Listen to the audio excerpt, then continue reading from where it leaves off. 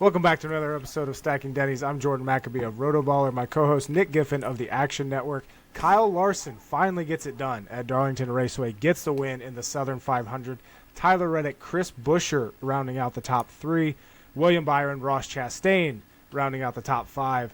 Denny Hamlin had the dominant car for much of the race. Then he had a loose wheel issue, put him back to a 25th place finish. And Christopher Bell, another guy that had issues in this race that is now making the playoff picture a little more fun as he's just 1 point above the cut line. But like I said, Kyle Larson got the win at Darlington. One of his best tracks has always been. He's never been able to get a win in the Cup Series, though. Gets it, locks himself into the round of 12. And I'll tell you what, one, I'm pretty happy. I'm pretty sure on this show last week I said I'm betting Kyle Larson 6-1, so I was happy to hit that.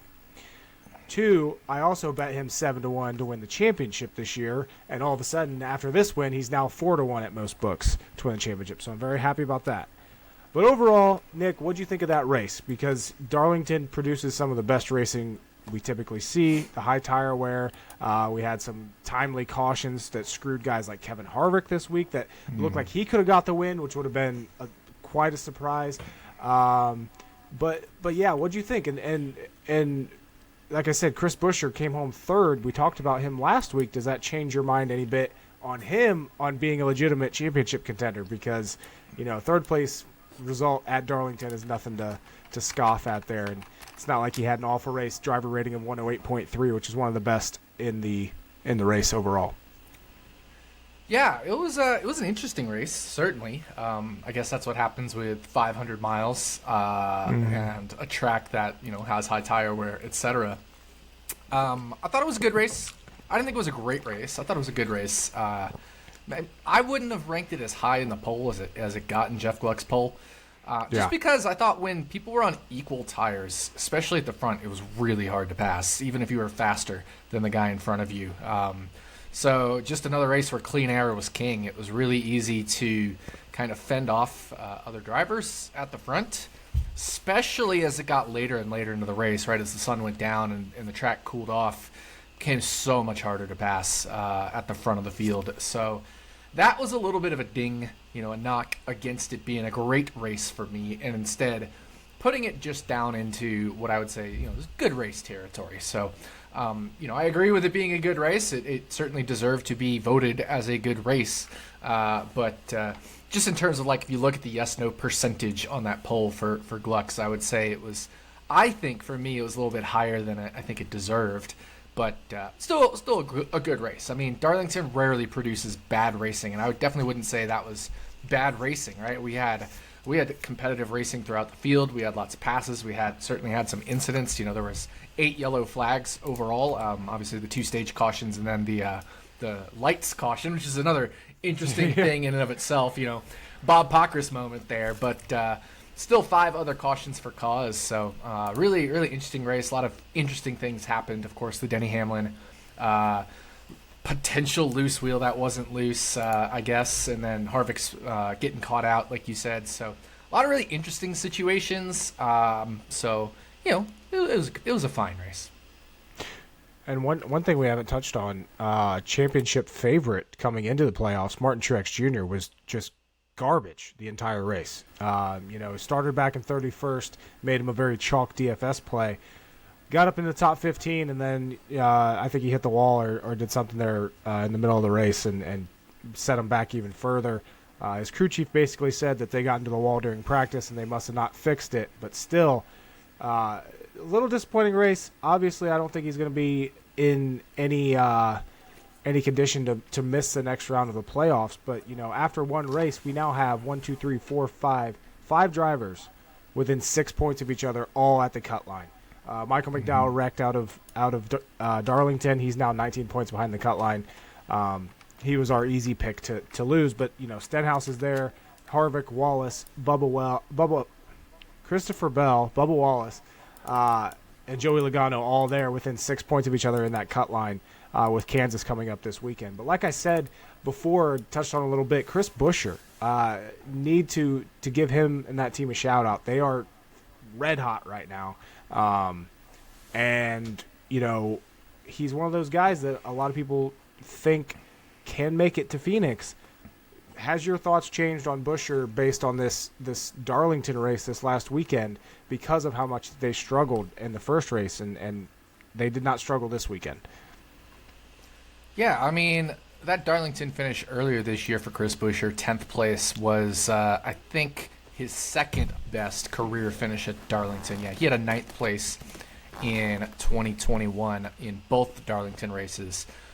So it's not like he's bad at Darlington, but he hasn't been great at Darlington until this past weekend. First, finished better than 9th at Darlington in his career, and he was 5th in green flag speed. I haven't run flags yet or anything. Doubt I'll be running flags at all for this race with NFL season starting up underway, because it does take a little bit of time to process that, because I need to go back through the incident report and figure out when each driver was no longer a healthy car, right? Like, for example, Joey Logano hitting the wall, certain things like that didn't even show up in caution reports. I would need to go back through. And so I'm not going to do flags, but certainly Chris Buescher was a top 10 car easily, and more than likely close to a top 5 car. So maybe the 3rd place is a little flattering, right? Like, Denny Hamlin was clearly the class of the field. If not, Kyle Larson was.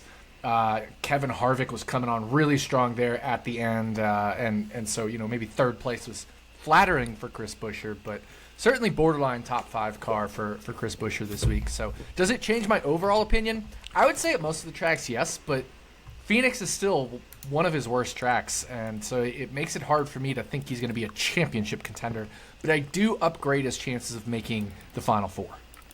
Mm-hmm. Yeah. 4 top 3 finishes over the last 6 races. No finish worse than 11th during that span. We talked about it last week with his consistency this year, always finishing in most races in that top 18.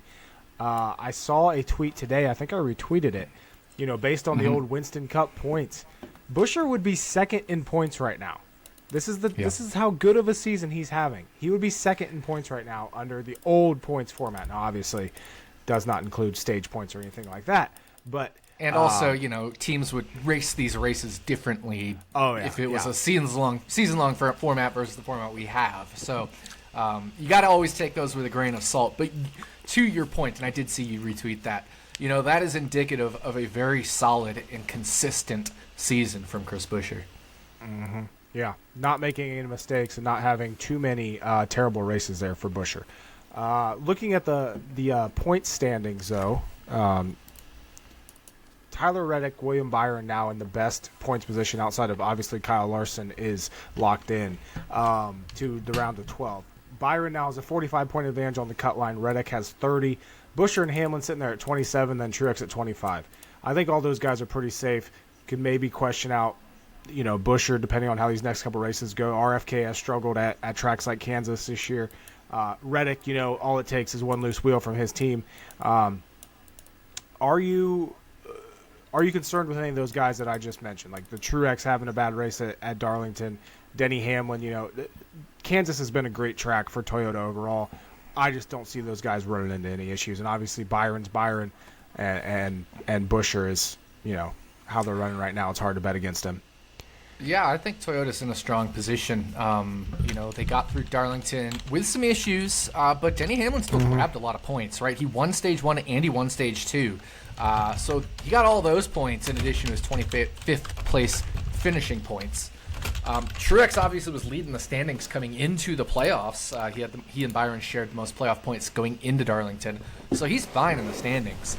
Then you look at Christopher Bell right on the cut line. That was probably the rough one there, because Christopher Bell hit the wall more than once and really knocked the toe out, especially early in the race. He knocked the toe out, didn't end up grabbing stage points or many stage points. I don't have the exact stage finishes, so really hurt him. And Bell finished 8th in Stage 1. That's it. So only 3 stage points overall for Christopher Bell. So not a great day for him. That's the big concerning one, because while Darlington isn't an amazing track for him, it's a fine track for him, and that certainly sets him back. But Kansas is a super strong track, like you said, for all of Toyota. Bubba Wallace coming home 7th is exactly what he needed to do at Darlington. Darlington's, again, kind of just a meh track for him. It's not an amazing track. It's not a bad track. So he did exactly what he needed to do. I know he was unhappy with himself because he probably cost himself potentially some stage points. But I think finishing 7th is exactly what he needed to do. Now he goes to arguably his best track, period. Yep. I mean, we could say Kansas might actually just be his best track, even better than the drafting tracks. And so that's a good thing for him. I already put a bet in on him. Tipico boosted him to 16-1, and I was like, yeah, give me that.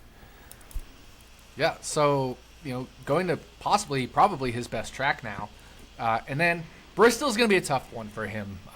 It's a tough one for anyone, but, Bell is so good at Bristol, much better than Bubba Wallace is at Bristol. So Bubba Wallace needs to make everything out of Kansas. If he does, he has possibly, better than a coin flip, maybe around a coin flip shot at advancing, because Bristol, like I said, isn't one of his best tracks. But if he has the solid Kansas race he needs to have, he'll be in good shape. So I'm not too worried overall about the Toyota camp.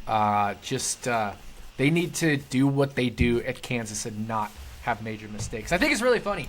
We talked about Christopher Bell getting that Ty Gibbs pit crew, and they screwed him over twice. In addition to Bell hitting the wall, he got screwed over by the better pit crew twice. So, people are like, well, is it Christopher Bell then? Well, no, Christopher Bell is not the one that's dropping the jack incorrectly. So that's just a really bad luck thing there for Christopher Bell. Hopefully that all gets sorted out for him. Yeah, about the only thing that Bell did wrong there was I think in the first pit stop he did stop a little close to the front line, but those guys are professionals, and yeah, they definitely picked an awful time to screw up. But talking about these guys, the only guy locked in is Larson right now, but I know there's no reason to worry about Truex, but at the same time there's the possibility in the back of my mind, what if he spins at Kansas? What if he blows an engine at Kansas? Then we really have something to talk about, because Martin Truex Jr. isn't good at Bristol. So I think in addition to Bubba Wallace needing to come out and have a typical Kansas race, I think Martin Truex Jr. needs to come out and have a typical Kansas race this upcoming weekend. Right now he has a 8-race streak of top 10 finishes. 12 of the last 13 here. He's finished in the top 10, including 2 wins back in 2017. So this is a great track for Martin Truex Jr. He should not have any issue getting the points that he deserves here this weekend. But like I said, shit can happen. We saw William Byron spin earlier in this Kansas race earlier this year. Rebounded to a top 5 finish, but still, it's possible. Loose wheel can happen. Anything can happen. So, but as you said, Denny Hamlin, getting those stage wins and those points, great for him. And then obviously Kyle Larson getting the win. I know. So our predictions for who's out of the first round. You went with Bubba Wallace, Ricky Stenhouse Jr., Joey Logano, Michael McDowell. You still confident in those, or did Darlington change your mind any? I'm the only issue for me would be if Kevin Harvick somehow has a bad Kansas or Bristol.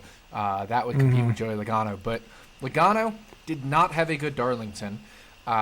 And Bristol is a terrible track for him, relatively speaking. And that team has not been there on the 1.5 mile ovals this year, especially, the Kansas-Vegas style ones where there's a little more tire wear.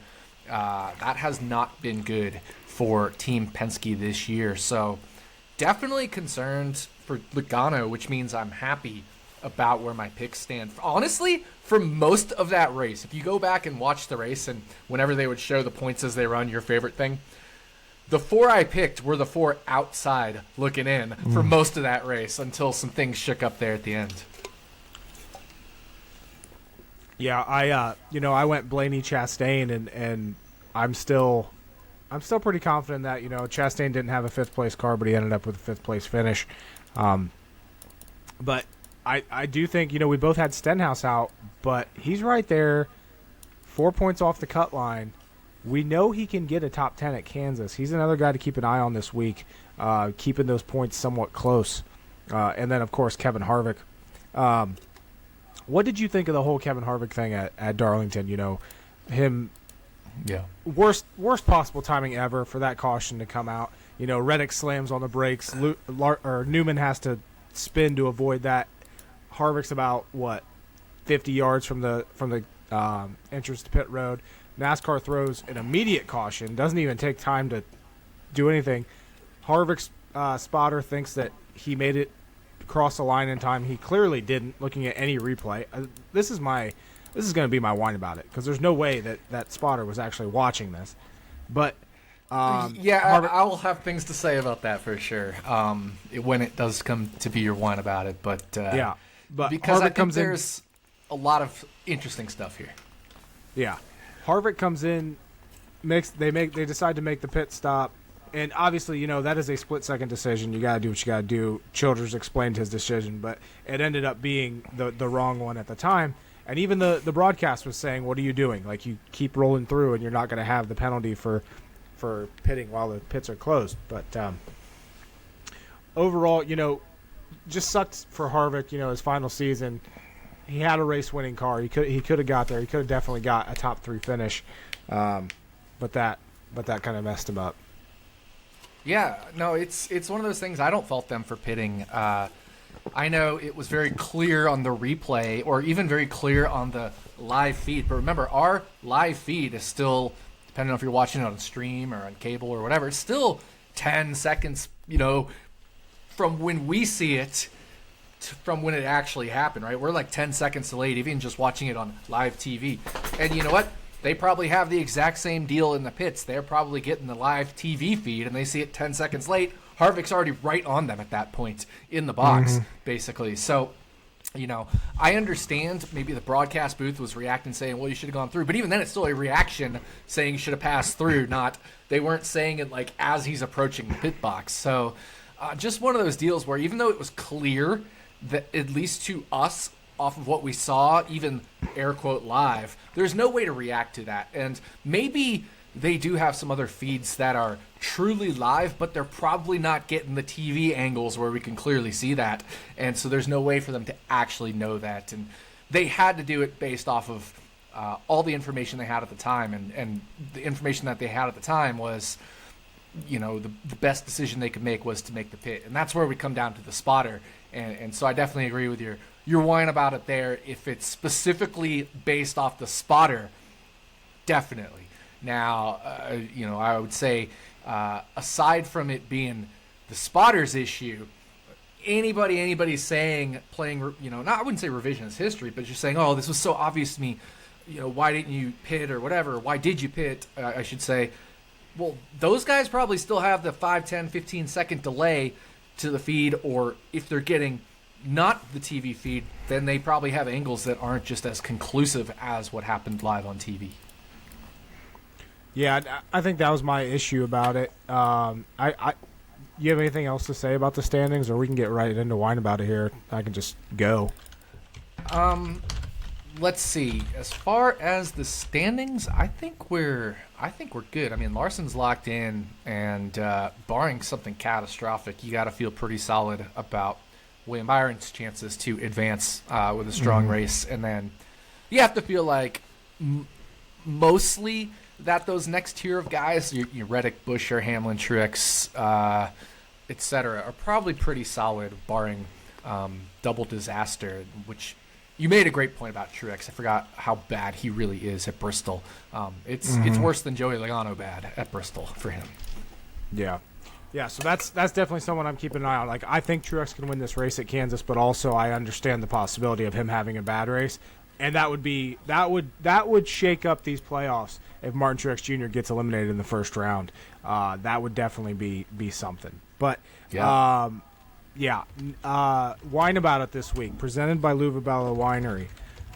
First off, I got something in the mail today, and I think you have one of these too. Look at this. Oh yeah, it is lovely. I don't have mine with me, but the paint is still wet, basically. Yeah, like I'm inhaling the paint fumes right now. But so for those of you who don't have YouTube, Jordan is holding up the 1/18th diecast of the Stacking Dennys Stephen Malazzi Ford truck. That was raced at Martinsville earlier this year. It is perfect. It is beautiful. It looks so good. It's exactly like the scheme was. Just an amazing diecast. I can't believe how good it is. I need to get the Instagram user here who made this, and it was, I couldn't believe it because Malazzi put it on his story, I think, and I saw it, and I'm like, how do I buy this? Or no, yep. the person tagged me, and I was like, how do I buy this? I need one, and immediately ordered it. I think they do this like as a side hustle or something. I don't know. They make a bunch of custom diecasts, but the Twitter or the username on Instagram is LivelyM42, LIVELYM42. If you want one of these diecasts, DM them, or if you want any diecast, DM them. It's a, what is it, 1/24th size? It was $100. Yeah, paid I ship. think I said 1/18th. I meant 1/24th. Yeah, 1/18th is an IndyCar size. $100 paid and shipped for this beautiful fucking diecast, which you know, obviously, for Nick and I, it is it's something special to us, and that's why we have them. But definitely check them out. Like this, it's absolutely incredible. The amount of work and everything, detail, quality. Oh yeah, it's perfect. But yeah, Luvabella obviously on that truck as well, and you know, announced today. Speaking of Malazzi, before we get into whining about it. Announced today, Stephen Malazzi will be racing at Bristol next week in the Truck Series with Outback Steakhouse as the primary sponsor, which is, you know, if you've been listening to this podcast, if you followed along, we sponsored Malazzi at Martinsville. He had a tweet go semi-viral after that race about him being a waiter at Outback Steakhouse the day after the race. He was in Outback Steakhouse working. Eventually, he pulled some strings. He got the attention of Outback. They are fully sponsoring his truck at Bristol next week. We've seen the fire suit. It looks amazing. The truck, the mock-up of the truck looks awesome. So be sure to check out that truck race. Be sure to follow Stephen Malazzi. Message him some good luck. And obviously, you know, Stacking Dennys is going to be on that truck as well. We always try to support our favorite driver, you know. Like, absolutely, it was, you know, being on the truck at Martinsville was one of those things that you'll never forget. And yeah, so awesome news this week coming out that Malazzi is getting sponsored by Outback, and hopefully, you know, it's that can turn into like, something. Like Bob Pockris is tweeting about it. Kenny Wallace is tweeting about it. I mean, this is making major waves because Outback is a major company, and they were a major sponsor for many years in NASCAR.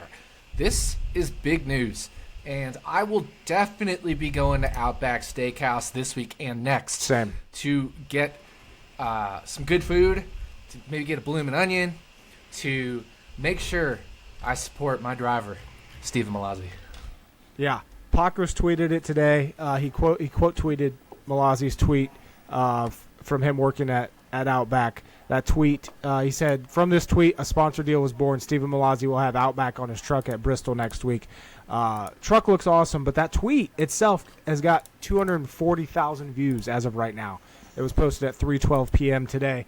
Right now it is 10:42 p.m. So 7.5 hours, 240,000 views of that tweet, which is just awesome. Like that's definitely what you want to see with situations like this, and hopefully, you know, Fox can get airtime for Malazzi and everything and get his story out there, because it's an awesome story, you know. It just everything about it. It really is. Everything he's gone through, his family has gone through. You know, for those of you who don't know, his dad, of course, is battling cancer, and so it's just awesome that his dad gets to see his son race. And you know, one thing, if you're an avid Stacking Dennys listener, if you've followed us, if you've you know, if we've helped you out at all over the past couple years we've been doing this, go grab a meal at Outback for Malazzi this week or next week. And make sure you tag him and Outback in it, so they see it. I'm definitely going to be socials. Tag Outback. Yep, absolutely. Yeah. That's the best thing you can do, because if this is successful, there could be more that comes from this for Stephen Malazzi with Outback Steakhouse. Yeah. So make sure you do that. I know I plan on going down to Bristol for that truck race and being there, and I know for a fact I'm going to be stopping at an Outback Steakhouse or two along the way. So, yeah, make sure you check that out. But whine about it. this week, I guess it's just I don't have much, except I don't understand how Kevin Harvick's spotter did not realize that or the words were that he was adamant that they made the line in time when the caution came out. He has a headset on. He hears the feed from NASCAR. There is no way you were watching that in real time and closely watching it that you could 100% say that we made that in time. You know when the caution came out. So I'm not going to sit here and fault Childers for this, for the decision to pit, because you know what? It's a team sport, and he was going off the information that their spotter said. So if the spotter says you made it to the line in time, okay, Childers, the decision's easy. You make the pit. That's the right call. But the thing is, the spotter was wrong. So I'd be irritated if it was me. I know this isn't a very good whine about it because I'm not too fired up about it. I just, looking back at it, I'm surprised. I guess if I was in that position, there's no way I'd be like, he definitely made it. And obviously, hindsight's 2020, replays are 2020. But at the same time, if you're the spotter and you're watching it, if it wasn't close. Is my point. It was not close at all that Harvick was to the line when that caution came out. So, yeah, I think all I have to say. The thing for me is, let's look at this call here. Rodney Childers pitting Harvick, having them service the car under this, versus Gustafson at Watkins Glen with the fuel situation with Chase Elliott. Now, there's a big difference here because Childers is going off the best information he had on a totally on the fly deal. This wasn't like a pre-planned thing you could calculate for the race, or if this happens or that happens, fuel mileage, blah blah blah. All those things can be calculated pre-race as far as the Chase Elliott situation, and dealt with, pre-planned for. There's specific math that goes into these various things.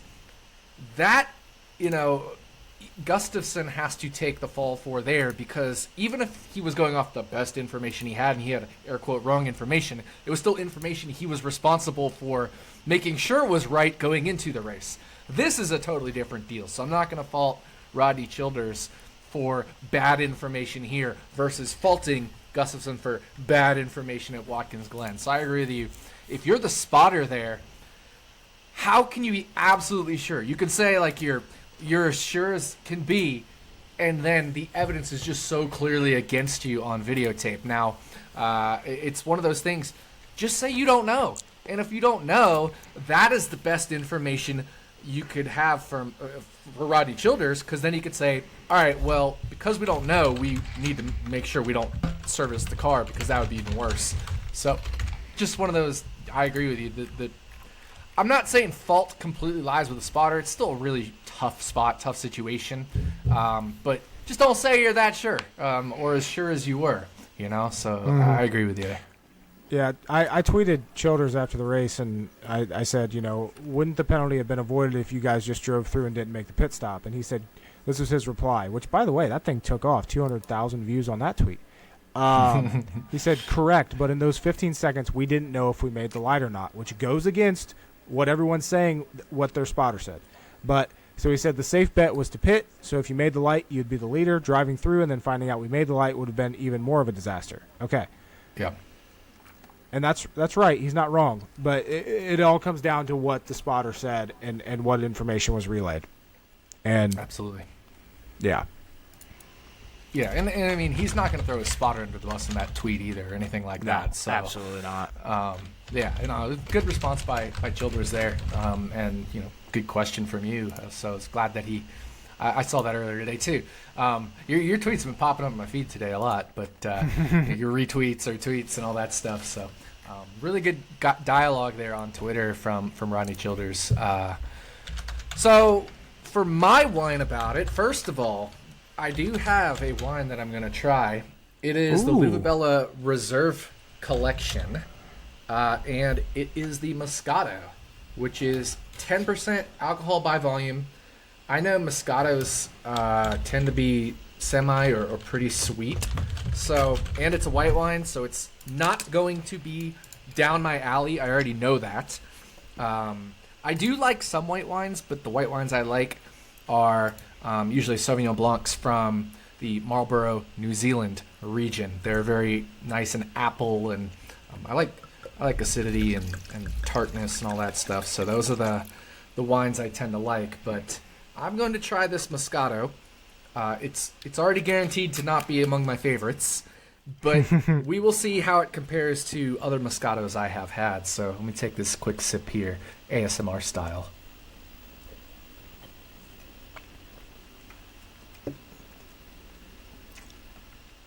Okay, that one's interesting. I will say it's not my favorite, and I wouldn't say it's necessarily my favorite among Moscatos I have either, but it is definitely on the better side of Moscatos that I have had. It's really interesting. I don't know if I'm just storing it improperly. I'm not a white wine person. I'm not a Moscato person, but it has almost a little bit of a... I think the second sip is a little better there. At first, I almost got a little bit of like a Sprite soda-y type, like, kind of feel. Like it was almost like carbonate. It's not, but it just like kind of resembled that to my taste buds, I guess. So this is interesting. That's interesting. Have you tried certainly the very lemonades? wine flavored too. I have. Have you tried the lemonades? Those are so coming up. Those have carbonation in them. So that, I don't know if that one does or not, but I know that the lemonades do. Gotcha. No, I don't believe this one does, but I definitely got that sensation from it. So I mean, it's definitely drinkable for me. Like I can drink pretty much anything, unless it's like a buttery Chardonnay. I won't have that. But certainly drinkable. But you know, Jordan and I, like I said, we'll give it to you straight when something's not our favorite, and this one's not my favorite. But pretty much every other Luvabella wine I've had, I've enjoyed, or if not really liked. All right, so my wine about it. I'm going to go to this Alex Bowman, Daniel Suarez incident. Yep. Because... just ridiculous. Yeah. For those of you somehow didn't see it on TV, you know, they were racing hard, and Bowman was in front of Suarez, and Bowman made a move to the inside to block Suarez, and then Suarez tried to dive outside, and Bowman tried to block that, and Suarez didn't lift, and he shouldn't have to lift. If you're weaving back and forth and the guy is faster than you, you can't just slam the door on him when he has a bumper, you know, kind of inside of you. And that's what Bowman was doing. And, you know, we can look at it as, well, in NASCAR, there's no blocking rules, and there aren't. It's not like IndyCar or Formula One where there are certain rules about blocking. There aren't in NASCAR, so it's a self-policing sport. And people are saying, well, Daniel could have lifted. Sure, but if he lifts, you know what that does? It gives Bowman the sense of security to continue to be able to do that time and time again. And it's one thing if it's a block here or a block there, and it's like one move, and oh my bad, I didn't see in the mirror or whatever. This was very intentionally, clearly mirror driving, and like egregiously so. And so I don't fault Daniel for not lifting. You know, Suarez isn't in the playoffs at this point. He has nothing to lose. He's trying to go for the win, and if anything, he thought he was maybe not going to intentionally right rear hook Bowman. You know, that kind of like that. It's not that. This is more just hard racing, because Bowman threw a block on him when Suarez was starting to get a bumper up on his quarter panel. But that was just egregious from Bowman. Absolutely egregious. Terrible blocking. And then Bowman has the audacity in his interview to... He claimed fault for it. You know, he tweeted, "My bad," whatever. But like in his interview, he talks about, well, Bowman or Suarez is, I forget, crew chief or spotter or something, flips me off in the airport, and that's part of it. Like, what? What the hell does that have to do with why you're racing Daniel Suarez that way? It's just, and he, like, even in his interview, he didn't fully accept responsibility. He tried to pass it off, and that just to me is so bad. And I'm an Alex Bowman fan. You know, I've bought 2 of his shirts now, but that was a hack move. You know, he's not a hack driver. Both you and I were high on him coming into the season. he started off the season really strong, but ever since that injury that he suffered in a sprint car race, he hasn't been the same. And then this move was just, it was a BS move and it was a BS interview. I agree with you. The block was ridiculous, and obviously he said Suarez had been blocking him ridiculously all race, whatever. But do you remember back to Coda earlier this year? I do, but I don't remember necessarily specifically what incident you're talking about. Daniel Suarez running into Alex Bowman on pit road after the race, got fined $50,000. There's been bad blood between these two for a while. It was Chastain and Bowman, and he was pissed with Chastain, his teammate, because Chastain got into him, which I think maybe shoved him into Bowman, but Trace Briscoe was shoving Chastain into Suarez, so it was kind of just like a chain reaction there. But yeah, forgot about that all the way back to Coda. Mm-hmm. Good point. When you were talking, I was like, I know that they're like these two have been going at it a bit this year, and then I was like, oh wait, Suarez bumped somebody on pit road. I was Googling it as you were talking, and yep, Alex Bowman. So I think that definitely plays a part in it. Obviously, Bowman's not going to say that, but I think that definitely played a part in that as well. At the same time, I mean, that was an absolutely egregious move, and that just because Coda whatever doesn't give you, I mean, it gives you, you're allowed to do whatever you want, but it doesn't absolve you of responsibility when you make an egregious move just because they maybe wronged you earlier in the year. Right. Yeah, well, it doesn't sound like things are resolved either between these two. Yeah, and here's a question for you, though, and I think we're going to be on the same page here. Does that happen if either of them are in the playoffs? Does Bowman block if he's in the playoffs? Does Suarez I don't know if we're going to be on the same he's in the playoffs? I don't know if we're going to be on the same page here. I don't think that happens. I think Suarez in his spot maybe is a little more cautious. I can see Bowman's side of it still throwing those blocks because in the playoffs you're trying to fight for those positions. And Suarez, I think, if Suarez was in the playoffs, he maybe tries to back out of it more because self-preservation matters a lot more in that scenario. So I think I'm 50-50 on it. I think Bowman still makes the move even if Bowman's in the playoffs. But I think Suarez tries to back out a little bit more. Now, I will say I don't think necessarily it was very easy for Suarez to back out of that spot because he made a move to the left, Bowman blocked it, and then he made a move to the right, and Bowman came back and blocked it. That's pretty hard to react to in real time to get out of that. Yeah. But I agree. I think I agree with you on the Suarez side of things for sure. I think if he has the ability to, it's tough to say at those speeds and with that particular situation if he would be able to as well. Mm-hmm. But yeah, just watching it, Bowman, like the first block was fine. I think that'd be a typical block. I agree. But I don't think Bowman throws that second block if he's in the playoffs. So, and it comes down to similar with like IndyCar. You're allowed to make one move, and that move typically should be proactive, not reactive. Now, I think Bowman's was reactive, but I'm fine with it. Mm-hmm. I'm fine with it. It was the second move, which was also very reactive, that I was less fine with, especially when Suarez very clearly had a run on you. It was too egregious. And we saw this in the IndyCar race. I was very shocked that Alex Palou, who ended up winning the race in the IndyCar series this past weekend and subsequently winning the championship, he pulled a double, if not triple move, blocking Helio Castroneves. So Palou had just come out of the pit stops. He was on cold tires. And IndyCar, even more so than NASCAR, the tire temperature matters so much. So Helio Castroneves is not anywhere near as good as he used to be, the Helio Castroneves of old, and he's in inferior equipment to Palou. But he still was on hot tires, up to temperature, and Palou's coming out of the pits. And Palou's trying to hold off a mid-pack car while coming out of the pits on this pit cycle, and makes 2 or 3 moves, all clearly in reaction, not proactive. That, by IndyCar's rulebook, was textbook blocking penalty. And the penalty is to yield the position, if not multiple positions, depending on the severity and the number of cars, etc. Guess who got a blocking penalty just a handful of laps before Alex Palou? You have one guess. I don't know. Kyle Kirkwood. That was a perfect point, by the way. It was directly in the middle. For one move, not a double, triple move. It was a reactive move, and it was definitely a block.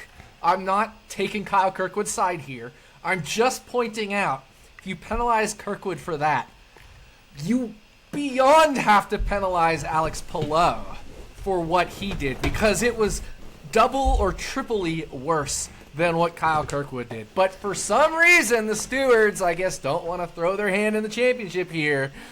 Don't want to penalize Golden Boy Palou and decide not to throw a penalty there. I was so mad. I was livid. Not because of Kyle's penalty, but because Palou did not get penalized for a worse move. And that is specifically in the IndyCar rulebook about blocking, unlike NASCAR's.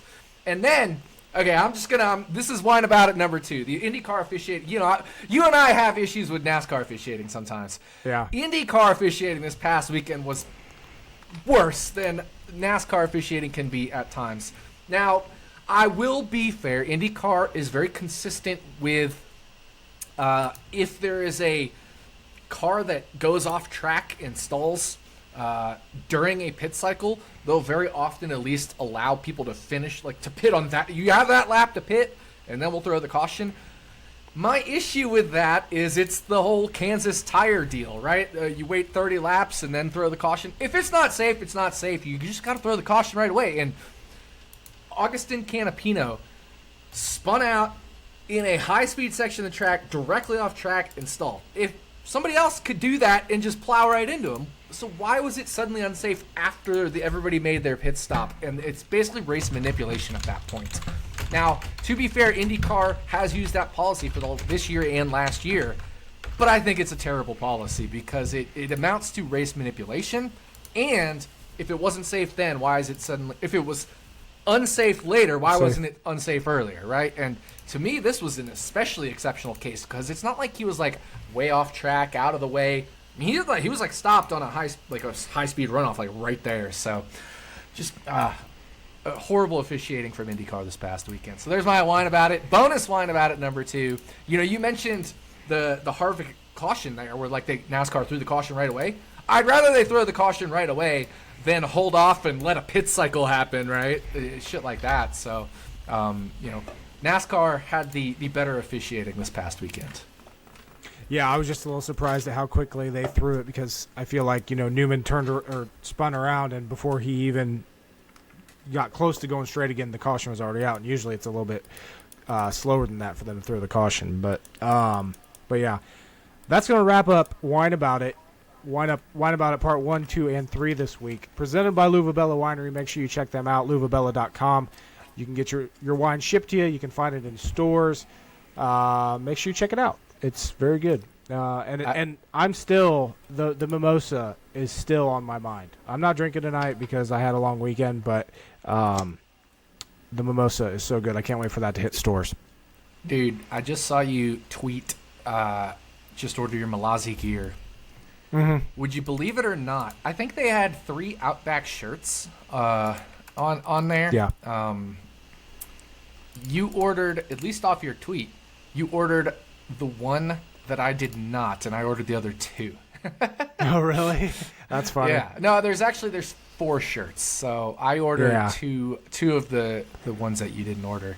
And then there's one that neither of us ordered. But, yeah, I'm excited to get my Stephen Malazzi shirts. I also ordered a sticker pack because I like having the various sticker packs and throwing them on different things. So, yeah, make sure if you want to keep supporting Stephen Malazzi, also check out his merch that he has. Then Jordan just tweeted about it. So if you're listening to this, watching this, check out Jordan's tweet about that as well. He's quote tweeted Stephen Malazzi, who has the link to the merch there. Yeah, I'm just hoping it gets here in time. I plan on heading down to Bristol next week on Wednesday, so I'm hoping it gets here in time for me to wear it to the race. But we'll see about that. But yeah, we're on to Kansas now. Actually, wait. We're not on to Kansas yet. Denny Hamlin re-signed with Joe Gibbs Racing. Oh, yeah. And subsequently, 2311 will be staying with Toyota. No surprise here on with Hamlin staying. I don't think anybody thought that there was a good chance that he was actually going to leave. Obviously, 2311 talked with, I believe, Ford a few weeks ago, and that kind of just sparked the rumor mill as far as, could they be switching from Toyota. But it was probably just a power move or a negotiation tactic there by Hamlin to be like, hey, let's get this shit done. But multi-year due diligence as well. Hamlin exactly. has to do his due diligence. That's his job as the team owner there. Yeah. Let me see. Multi-year contract extension. Does it say how many years? No, I just saw multi-year. Yeah. Terms of the agreement will not be disclosed. So, yeah, not surprising at all. And if it's a 3-year deal, that gives Hamlin 3 more years to try to win a championship and fail at that. But wow. Yeah.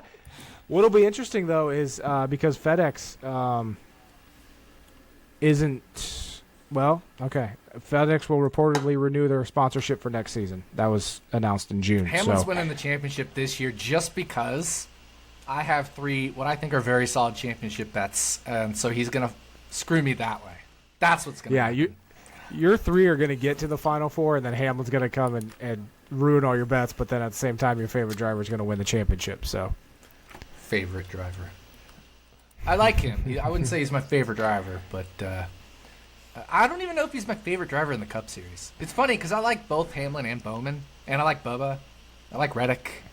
But liking both Hamlin and Bowman is pretty funny given the hack deal. But yeah, I don't know.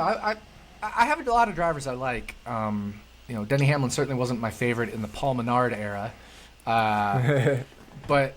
I guess my favorite NASCAR driver is Stephen Malazzi. My favorite Cup driver, I don't think I have one, but it's always funny. I say there's 3 drivers I've like ride or died with in my life, and that's Jeff Gordon, Greg Moore, and Kyle Kirkwood. But I think Stephen Malazzi is in the ride or die, so that'll make number 4 for me for sure. Yeah. My favorite's always been Kyle Busch. I think it's because we share the same birthday, and he's really good. So I was thinking about this when you were talking the 2311, re-up, whether it's 2 or 3 years. It'd be really interesting, and I think Dale Tanhart tweeted something about this. Like, it'd be great to see Denny stay in the 11 for literally his whole career.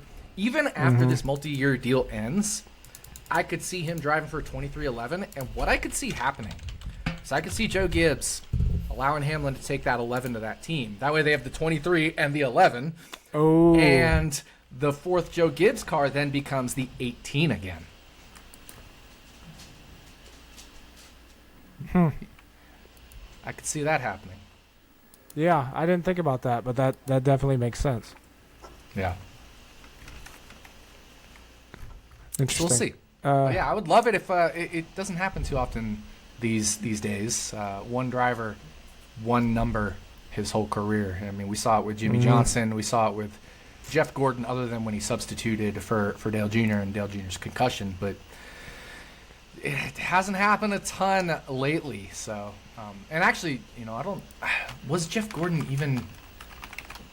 Yeah, that was in the lower series. Jeff Gordon was the 24 for his whole career. I was thinking when he was with Bill Davis, but that was in the Busch series. Which is now then became Nationwide and then became Xfinity. But so yeah, Jeff Gordon was the 24 his whole career. Jimmy Johnson the 48. But depends on how you count the Legacy Motor Club deal. But I'm talking like their full-time career. It doesn't happen that much these days where it's one driver, one number his whole career. Yeah, I now that you're bringing that up, that's interesting. Like right now, you could say Byron's obviously on that path. Bowman, I think, is on that path. No, Bowman raced. Bowman raced for some of those smaller teams full time. He raced a smaller team. Even Chase Elliott, you can't say that about, right? Chase Elliott went from the 24 to the 9. There's not many drivers you can say that about right now. Maybe none. Maybe just Christopher Bell. Oh, no, not Christopher Bell. Not Christopher Bell. No, not even him. Yeah, you can only really say it about some of the younger guys. Byron. Like the Byron's really about the younger only guys. Byron might be like the most tenured driver as far as the number, right? Like, like in terms of longevity in the series. Well, I will say, depending on how you count things, Austin Dillon's full-time seasons have always been in the 3. But he did drive the 14 in a substitute role. He drove the 51 in a substitute role. He drove the 33 in that, like, extra Childress car. And he actually, in 2011, made a start for Curb Racing in the 98 car. So he has driven 4 other numbers, but his full-time career has always been in the 3. So it kind of depends on how you want to count it, right? Like Jeff Gordon, I mentioned, or even Jimmy Johnson have raced different numbers technically. But I'm saying of like their full-time careers, I would say Austin Dillon and William Byron are probably the 2 most tenured drivers, and then maybe after that it's like Chase Briscoe or something. Yeah, that's just wild. Cody Ware.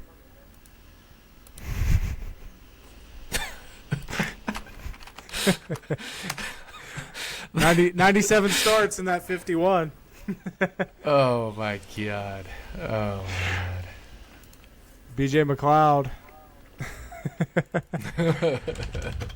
Which I don't even know if he is. He would be, but yeah. Probably Byron. It'll be interesting to see. What that takes is, no switches like we see with, like Cody Ware drove the 53 car. Actually, Cody Ware drove the 53 car in one of his full-time years. Did he? Damn it. Yeah. For 1 race. Damn it. But that was during his full-time season, so can't even say it for Cody Ware. Yeah, it makes you wonder though, like, do you think Ty Gibbs will always be in the 54? Yes. Or do you think that'll change? Yeah. So that's probably the next one. I don't think Byron's ever going to leave the 24, and I don't think Gibbs is going to leave the 54. So. Yeah, I would say those two are the best chances for that happening. I could see Briscoe obviously going to a bigger team or a different team at some point in his career. But I think you're right. I think the 2 best, and then Austin Dillon. So I think of the full-time years, the full-time drivers, in terms of their full-time seasons, I think those 3 are the 3 most likely would be Austin Dillon, William Byron, and Ty Gibbs. Mm-hmm. Yeah. Other silly season news I saw today, it looks like Harrison Burton will be back in that 21 for Wood Brothers Racing. Maybe Harrison Burton I don't know. 21 for it. Because he might just get kicked to the curb after next year. I don't know. Yeah. I know there was some talk there about him maybe getting the boot. Obviously not performing extremely well. He is currently 31st in the point standings, behind Chase Briscoe and ahead of Ty Dillon. So they had a good run going at another good run going at Darlington. I know we bet him top 10. He got caught up in that mess with, I believe, Hamlin and McDowell. But, I guess I was kind of surprised. I figured he'd get the boot this year, but obviously they like him enough to bring him back. So that is what it is. Yeah. Another one I would consider is second-year driver Austin Cindric with, of course, his dad, Tim Cindric, as president of Team Penske. We see him stay in the 2 his whole career. Yeah, that's possible. See how long his career is, though. Yeah, no. To be fair, I think Team Penske, they're very corporate. I think they'll be fair evaluators, and they won't give him more than 5 or 6 years to get that shit straightened out. Right. Even with him being, the team president's son. I think maybe what you would see is Cindric end up going sports car racing for Team Penske or something like that. Mm-hmm. But in conclusion, we're on to Kansas. Second race at Kansas this season. First one was the one that Denny Hamlin put Kyle Larson into the wall on the final lap to get the win. pull up those results real quick. Thought I had them up, but I didn't. So Hamlin got the win. Obviously, Bubba Wallace was strong, as he always is at Kansas. Just a second here. Okay. Byron finished third after an early spin. Bubba fifth. Ross Chastain with the top 5 there as well. Logano, Elliott, Truex, Reddick, Austin Dillon rounding out the top 10. Obviously, we're going to see some changes this week with it being the playoffs. We always see the playoff drivers have a little extra speed when it comes to that. Sportsbooks have Hamlin, I believe, and or Larson as the co-favorites this week heading into Kansas. Do you agree with that? They were obviously the 2 best cars here last time. If we've seen anything with this next-gen car, it's that we typically don't see a lot of changes outside of, like Chris Buescher last week at Darlington. There was a big change there. But typically we don't see a lot of changes. You agree that Hamlin and Larson should be the favorites here? I think so. It's interesting because Hamlin and Larson, they've gotten together on late a couple times this year. I mean, remember Pocono, that's when Larson went off in his interview on Denny Hamlin. The one earlier this year, nobody had any problem with it, as far as the Kansas one. I don't even think Kyle Larson had a problem with it. It was it was good hard racing. And remember, Kansas was the best race this year. I think you and I both shared that opinion, at least at the time, and for several races after. I don't know if that's still your opinion, but to me, Kansas was the best race this year still after 27 races. I think Hamlin and Larson are probably the 2 best for sure as far as projected favorites. Tyler Reddick is somebody we need to watch out for. I was looking at Greg Mathern, his front runners data over at Win the Race, which of course is also on Malazzi's truck. And Reddick really stands out. And the thing is, he stands out also because he was racing in that number 8 last year. Now, who's in the number 8 this year? Kyle Busch. Well, Kyle Busch also stood out, but he was in, a Toyota. So I think both Kyle Busch and Tyler Reddick in that more medium range are some guys that could be pretty interesting.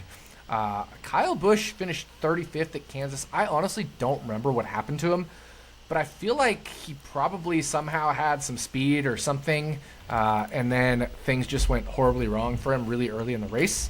But I just don't even remember what happened with Kyle Busch in that race. But, of the laps he has run, he has been very good at Kansas last year, and, of the 162 laps he ran earlier this year as well. I'm pulling up iFantasy Race right now to get asterisk mark to Kyle Busch. Yeah. Here we go. Kyle Busch. I'm gonna pour a little more of this Moscato. It's pretty good. It grew on me a little bit throughout the glass I had.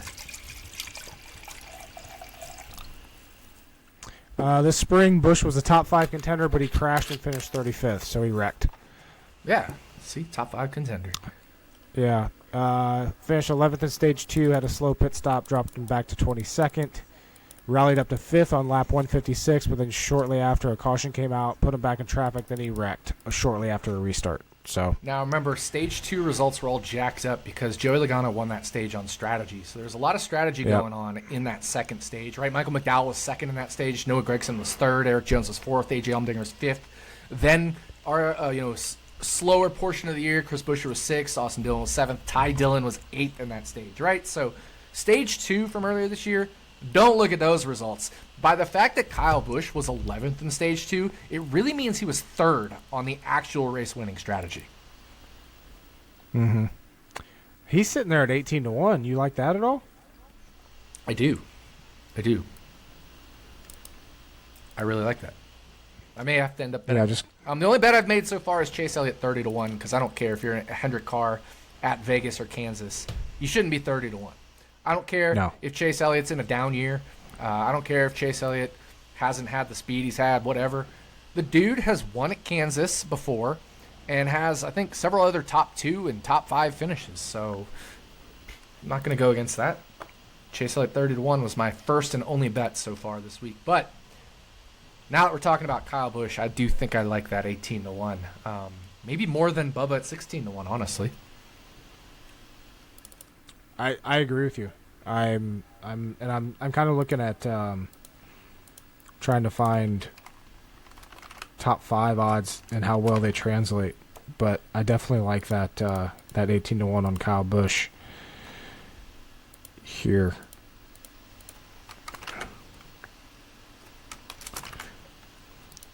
While we're at it, so Sorry. Chase Elliott at Kansas, no, you're fine, has a first, 2 seconds, 2 fourths, and a fifth. So that is 6 top 5s in 15 career Kansas starts. That's pretty darn good.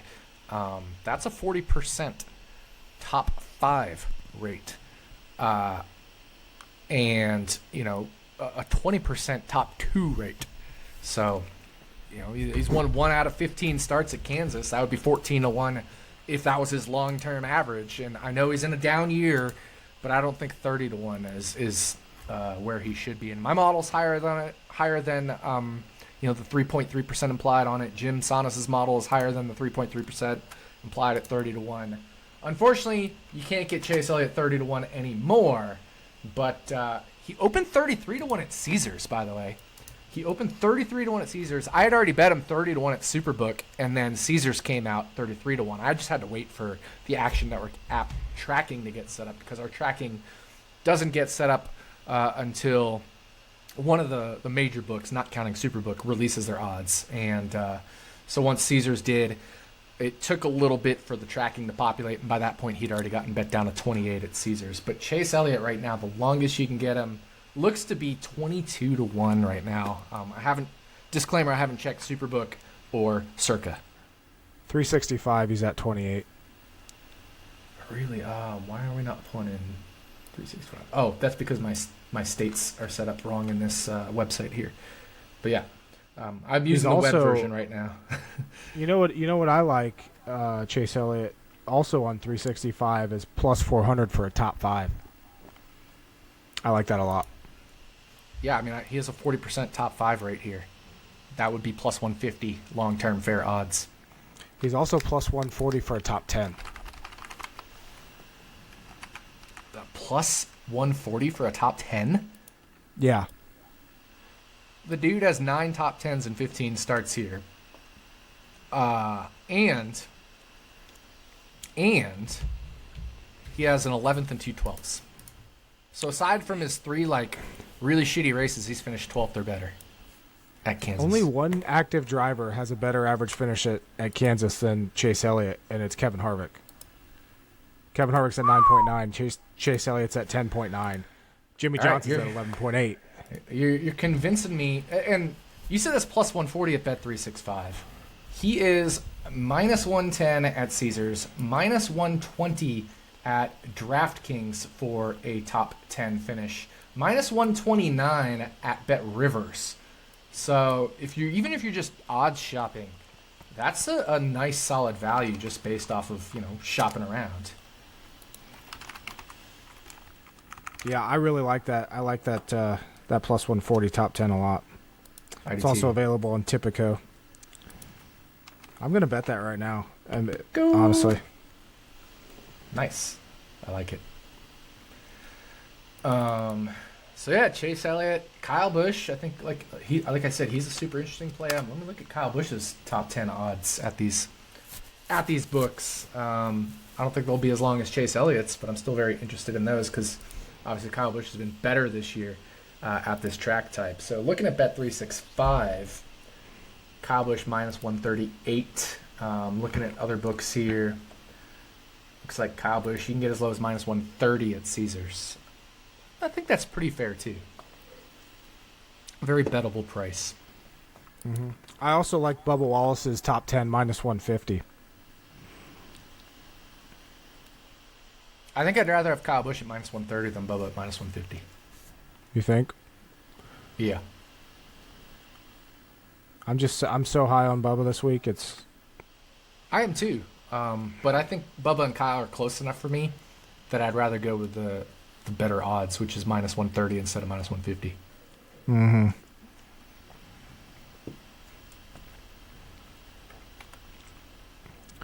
And placed. Nice. $100 on Chase Elliott to finish top 10. I like it. Yeah, see, this is why we talk about these things, because you guys get to listen to us, listen to our thought process, and our thought process just took us through Chase Elliott to Bubba and Kyle Busch. So certainly some interesting value this weekend. And also I mentioned Tyler Reddick, right? Like, I think Tyler Reddick is very interesting. But you could also put him kind of in the Kyle Busch, Bubba Wallace mold. So he might be a little too short, but I do like Tyler Reddick a lot this weekend. It'll always come down to how his pit crew or him can screw it up. But yeah, he's last 3 races at Kansas, he's led 23 laps, 38 laps, 24 laps. Hasn't gotten the finishes. He's finished 9th, 35th, and 30th, but has shown that he can get it done here. And yeah, it's all going to come down to if they can fully execute. That's what it's going to ultimately be, though. Yeah, exactly. It's been unfortunate for Tyler Reddick on the finishing side of things at Kansas, but I remember that first Kansas race last year. He had a tire go down, and then I think William Byron had a tire go down like on the same lap or something. It was kind of wild, but yeah, there's going to be a lot of good cars this weekend. Obviously, Hendrick's really strong here. Toyota's really strong here.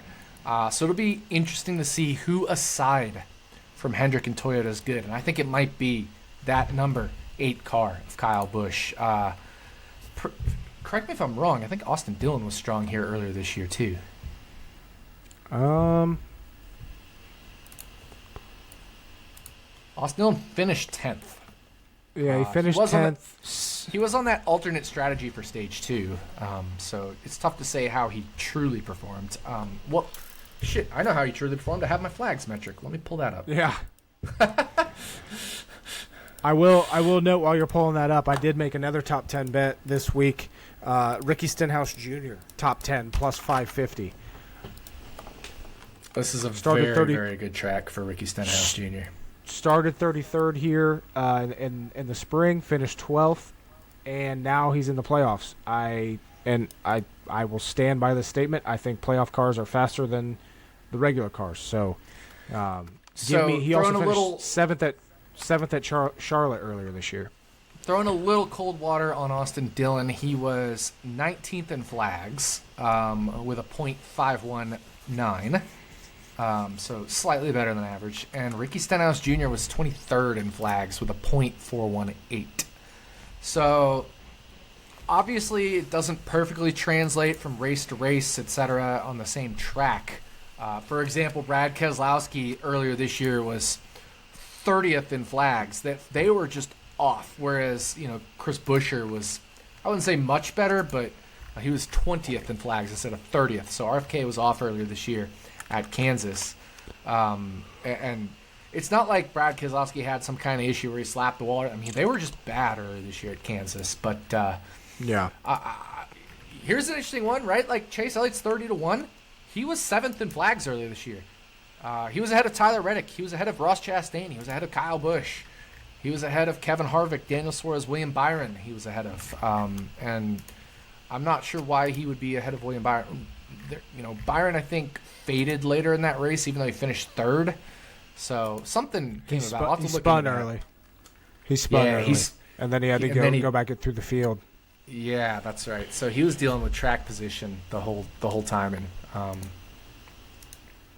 I think they had a speeding penalty, too, if I remember right. Yep. Because I remember betting Byron on that race, and then he immediately Jordan jinxed himself. That's right. Yeah, he spun really early in that race, like lap 3 or something, and he was awful. That's why his flags is so low. He was awful that first stage. Like, that car wasn't good. But they got that car fixed up, and he was hooked up at the end there. So because that whole first third of the race, he was a bottom half car, his full race flags ends up only being, around 65th percentile in that neighborhood, depending on which of my specific flags metrics you use. Yeah, so he stage 1 again. Shout out to Ryan at iFantasy Race for the detailed explanation. During the open round of green flag pit stops, after he faded back to 9th, Byron was caught speeding on pit road. Then late in stage 1 on lap 73, got into the wall, made an unexpected pit stop. and then rallied back for a third-place finish. I thought he spun in that race too, but maybe I'm wrong. He did. I'm pretty sure they spun like on lap 5 or something and got 2 laps down. Yeah. Yeah, he did. Yeah. I mean, it was like right at the start of the race. Like he took the lead, or not the lead, but he was close to lead or something. Yeah, he started first, and yeah, I don't know if it was lap 5, but it was very early on, and then he got super loose. Like his car was not handling well at the start, ended up spinning. Yeah, I definitely remember that. But yeah, looking at flags, the top 6 cars were 5 Toyotas and Kyle Larson. And the top 7 cars in flags were all 6 Toyotas, or sorry, the top 8 cars in flags were all 6 Toyotas, Kyle Larson and Chase Elliott, right? So it was Hendrick and half of Hendrick and all of Toyota earlier this year at Kansas, the top 8 in flags. Then it was Ross Chastain 9th, Kyle Busch 10th. Yeah, so Byron had to take 2 waiver rounds and get the free pass, and then he got back on the lead lap, and then he ended up 3rd, which was just shows insane how recovery. damn good that. Yeah, and it was part of it was the fast pit stops because how good that pit crew is. So plus the chaos in that race. I mean, it was a wild race, and so just having those extra cautions were ways for him to get free passes and waiver rounds. So, you think what kind of number would you like Byron to be at if you were going to bet on him this week? Looks like the best you can get him right now is plus 750. Yeah, I don't hate that number, but I think I'd want at least an 8.5, 9. Just because there's so many good cars, and you got to beat those Toyotas. I mean, Ty Gibbs was 5th in flags at Kansas. Finished 34th, but that's because he only made it through 176 laps. But when he had a healthy car, he was hella fast. He ran 87.5% of the laps that he ran inside the top 15. So, certainly there was some pit cycle weirdness, wonkiness, if you will. I mean, Kyle Larson himself only ran 85% of the laps inside the top 15 by comparison, and finished 2nd. So, that's a pretty solid race from Ty Gibbs there. He is he's plus 180 for a top 10 on Tipico. I like that. Ty Gibbs is. I like Ty Gibbs for a top 10.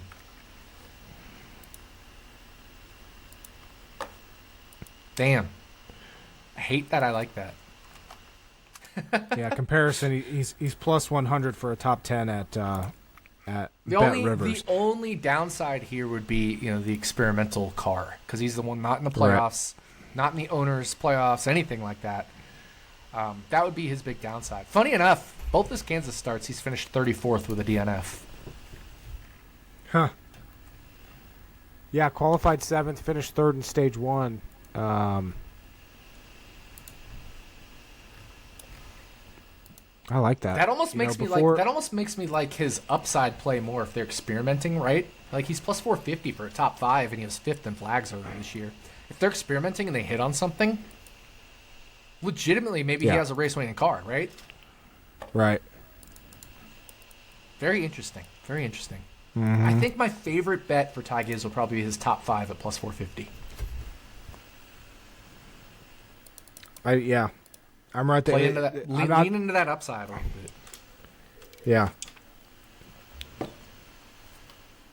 Where's he at plus 450 at? Caesars for top 5. Yeah. DraftKings for top 5. I'll do you one better, plus 550 on 365. Again, that's because I'm not displaying the 365 odds on the web here because of my state that I have chosen. I might have to bet that one. Yeah, I really like that plus 550. Yeah, if you remember heading into Daytona at the end of the regular season, Gibbs had finishes of 5th, 12th, 11th, 15th, and 5th. Yeah, they've improved so much over the year too. And again, it's Kansas. Joe Gibbs Racing they're gonna be the team to beat this week at Kansas for sure. I'm guessing that means his top 10 is plus Plus 160 there. Because there was a plus 180, I think you had said. Oh, at Tipico. So many books to keep track of. I know, it's exhausting. Plus 180 at Tipico. I'm gonna wait to see what Betfred puts, because they get a little wonky with their top 10 lines sometimes. Yeah, see, like I said, I don't mind the top 10, but because they could be the experimental car, because he has that Christopher Bell pit crew, there's enough downside there that I'd rather play the upside. What if they hit on something experimenting, and what if Christopher Bell's pit crew doesn't screw up on that car? That has top 5 potential. Yeah, that plus 550 is looking pretty juicy, as is the Chase Elliott plus 400 top 5. So getting some bets this week. Some more bets now that this I'm week. actually looking right, I've been doing. I mean, Action Network. My week has been NFL so far this week. I've barely done any NASCAR digging, aside from openers of outrights at Westgate and then Caesars. I haven't done a sniff of NASCAR. But any other really bets you like out there right now? No. I guess there's probably some longer shot top 10s that could get pretty interesting depending on the book and stuff. Let's see. Carson Hocevar 9-1 for a top 10 might be interesting. He's pretty good at this track type in Xfinity. Truck Series, and he had a super clean mid-teens finish at Darlington, so very, very interesting there. Yeah, I don't know. Not really into anybody else too much as far as maybe longer shot top 10s, but also I haven't dug too deep. Ricky Stenhouse Jr. 5.5 to 1 for a top 10, like you said, is pretty tempting. But I don't know if I can. I thought I can bite the bullet there and do it. I did it just because Stenhouse is my favorite to bet top 10s on these intermediate tracks. Oh, I agree. He pulls off really solid finishes at these tracks. He's so good at them. It's plus the whole not a playoff bad bet scenario. Yeah, it's definitely not a bad bet from like a ratio of times he's finished inside the top 10 to not at this track type. It's definitely not a bad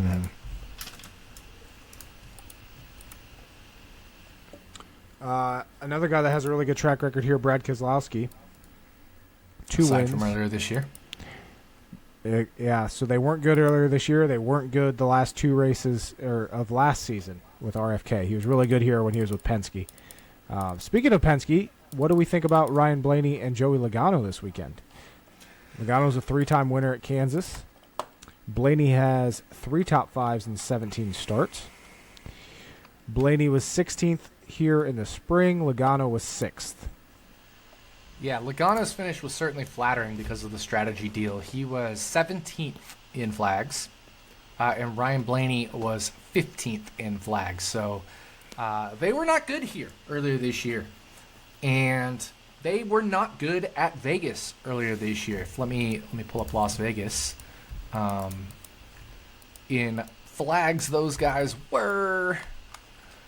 Let's see. Ryan Blaney was 14th, so 1 position better than his 15th. And Joey Logano was 18th, which was 1 position worse than his 17th, right? So they averaged almost exactly where they were, right? Like Blaney was 14th to 15th, so 14.5 average at the 2 most similar tracks, and 17.5 average for Joey Logano.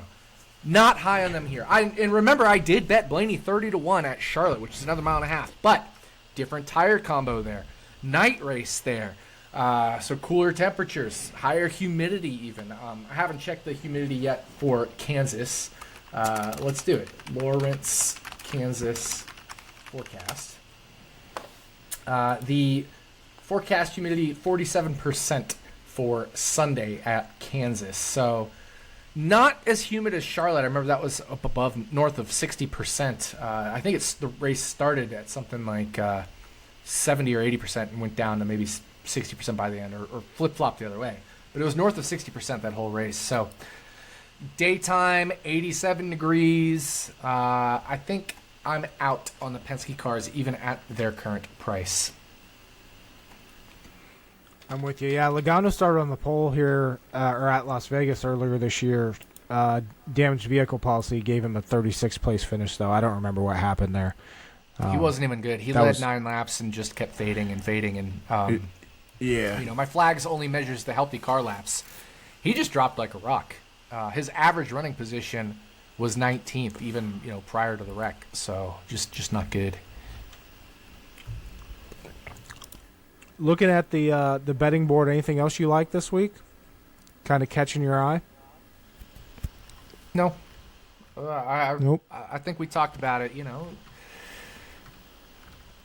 Kyle Busch, Ty Gibbs. I'm interested in the 2311 guys, but I think their prices are close enough to fair. Interested in Byron, but again, his price is close enough to fair.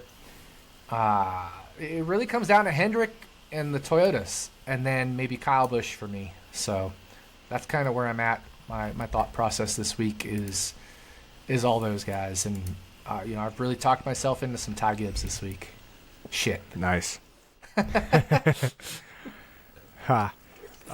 Yeah, I'm definitely rolling with Chase Elliott in those top 10s and probably a top 5 bet. I definitely locked in that top 10.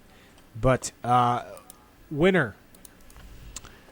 I grabbed my 4th win of the season last week at Darlington. Dude, you're on fire. Kyle Larson. That's 3 wins in the last 1, 2, 3, 4, 5, 6, 7, 8, 9 picks that we've made. So yeah, I'm liking this. Got Larson. I'm gonna let you go first just because I'm nice.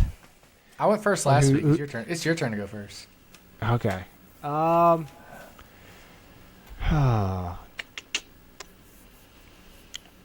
Give me. Let me check something quick. I'm adding the suspense. I want to say Bubba. Last Kansas race, I took Byron, but I wanted to take Bubba. I'm going to go with. Give me William Byron. I think Byron takes it. I'm torn between 2 drivers, and Byron is not one of them. Although I do like him, like I said. I'm torn between 2 drivers, and it's not Byron. It's not Martin Truex Jr. I have a feeling it's going to be Hamlin and I Reddick. was say it's not Denny Hamlin. Wow. Larson and Reddick. Larson. Torn between Larson those and two. Reddick. Torn between those two. Larson, number 1 in flags at Vegas earlier this year. And what did I say he was? He was number 3 in flags at Kansas earlier this year. Finished 2nd in both of those races. I'm going to give the nod to Larson simply because he was better than Reddick earlier this year at Kansas. But I like both of them. So I'm going to say Kyle Larson is my pick. Go back-to-back 2 wins in a row, Darlington and Kansas. I like it. We're on the HMS train, even though we acknowledge that Joe Gibbs Racing is probably going to be super fast. But as far as they're going to be the winner, team to beat. Toyota's going to be the team manufacturer to beat. But we both like some HMS as well. We both know. I mean, we know how fast Larson and Byron has been on this track type this year. Going back to Charlotte, Byron led 91 laps, finished 2nd. Larson is always a contender at any racetrack this year. Vegas, it was Byron, Larson 1-2. Yeah, I like it. I think it's going to come down to the Hendrick boys. They might not dominate, but I think they'll get it at the end. I agree. Mm-hmm. So yeah, we got Kansas this weekend, the Hollywood Casino 400, and then Bristol next week to close out the round of 16. Nick has Larson. I have William Byron. I don't got anything else this week. I'm sure we're going to get a good race here at Kansas this weekend. Great race here last time, and now that it's the playoffs, I have no doubt that this is going to be a good race. Oh, I think it's going to be a fantastic race. This car has performed so well at this track type. And it's going to be a day race, right? Like, it's not going to be going into nighttime like Darlington was, which I think made it a little worse. I think it's going to be fantastic. I'm super excited. It's certainly going to have a lot of drama. I mean, look at Darlington this past weekend. One thing we didn't mention about Darlington this past weekend was just like, seemed like every playoff contender had an issue. Obviously, some didn't, right? Like Kyle Larson was fine. Tyler Reddick was fine. Chris Buescher was fine. But Chastain struggled at the start of the race. Bubba Wallace had that spin out, right? Ryan Blaney problems. It was pretty much down the board. Joey Logano issues. Ricky Stenhouse Jr. issues. Truex issues. Harvick issues. Gibbs issues. Not Gibbs. Bell issues.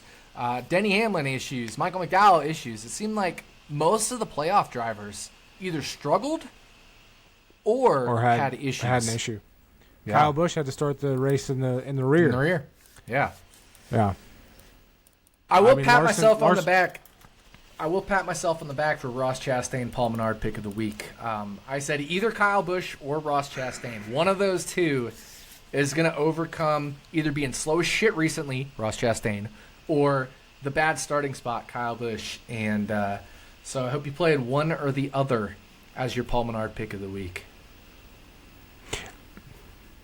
Fuck Ross Chastain. But no, yeah. But even like Larson, he qualified 18th. Byron qualified 23rd. Like these weren't smooth sailing weekends for many of these playoff drivers. So that's and it's similar to Darlington playoff race last year. Last year was a lot more chaotic, but once again we got some storylines coming out of Darlington. We gotta shout out Eric Jones because I know Legacy Motor Club has been down this year. But he was a top 8 or 9 car. He finished 10th, but he was a top 8 or 9 car.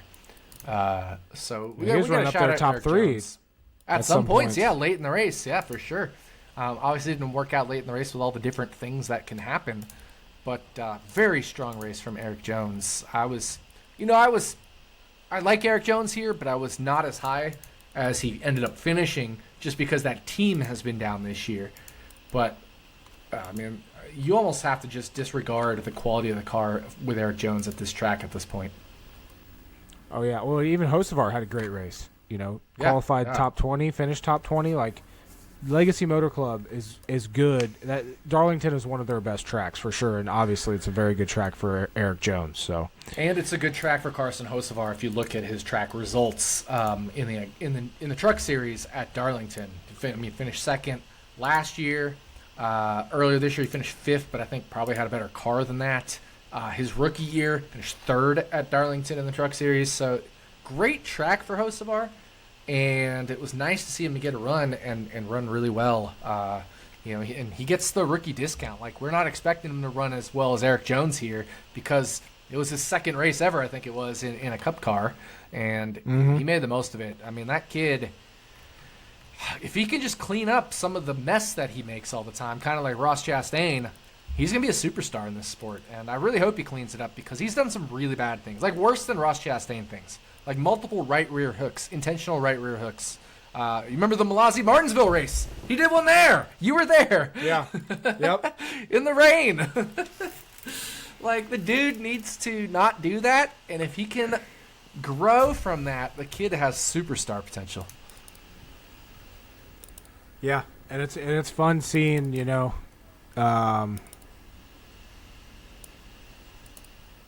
him being able to get this opportunity with Legacy Motor Club and actually show that car can have decent speed in it, because obviously Noah Gragson wasn't doing a damn thing with that car this year. I mean, he and this is also one of Noah Gregson's best tracks is Darlington, and let me look at Noah Gragson. What did he do earlier this year here? I know he had a good race at Darlington earlier this year, but he was still like 20th or 21st in flags. Because I remember we were saying, like, yeah, he was 21st or 22nd in flags because Ty Gibbs was like right in front of him, which I was saying was bad for Ty Gibbs because you don't want to be next to Noah Gragson and how bad Legacy's been this year. And I don't know what kind of race Ty Gibbs had this past weekend. I honestly just forget. But like him a whole lot more at Kansas. But yeah, Noah Gragson earlier this year did not bring home the Darlington finish that he deserved. but finished 26th. So it was really nice to see Carson Hocevar finish 17th in his first ride in that number 42 car. So kudos to Hocevar on that. Mm-hmm. Yeah, and he'll be back behind the wheel of that car this weekend at Kansas as well. I don't think they've announced anything moving forward after that, but Sheldon Creed's going to be in the 78 for replacing B.J. McLeod. That's weird. Why? Yeah. I don't know. Hocevar finished second at Kansas last year in the second Kansas race in the Truck Series. He finished at Vegas 7th earlier this year in the Truck Series, and he's finished second at – no, not second. He led the most laps at Charlotte last year and then 4th at Charlotte earlier this year. Won at Texas earlier this year, which I think is notable because with that weird PJ1 traction whatever compound that, like, when you get offline, it like really screwed up the tires, ends up almost becoming more comparable to Vegas and Kansas than Charlotte does in a weird way. But this is a good track type for Carson Hocevar. We could expect some interesting things from him this weekend at Kansas. Mm-hmm. Definitely something to keep an eye on as he's, there's rumors that he'll be up in Cup next year. So Definitely. We'll see what happens. But, yep, everybody enjoy this weekend's race at Kansas, and we will be back next week to talk about the Cup race and where everything stands after race 2 of the playoffs. And before you know it, it's going to be halfway through the playoffs, and this season's going to be done. But oh yeah, enjoy the race. Go William Byron and/or Kyle Larson. We'll talk to you guys next week. See ya.